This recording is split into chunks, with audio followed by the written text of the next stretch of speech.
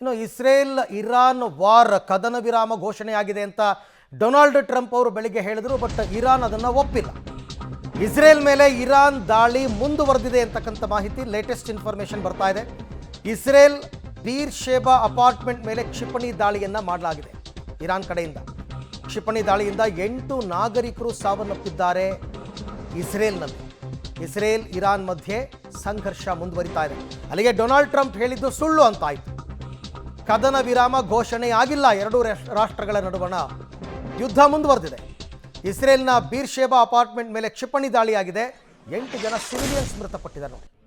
Okay, America ಅಧ್ಯಕ್ಷ Donald Trump ಬೆಳಗ್ಗೆ ಕೊಟ್ಟ ಸ್ಟೇಟ್ಮೆಂಟ್ ಎರಡೂ ದೇಶಗಳು ಕದನ ವಿರಾಮಕ್ಕೆ ಒಪ್ಕೊಂಡಿವೆ ಅನ್ನೋದು ಸುಳ್ಳು ಅಂತ ಆಯಿತು.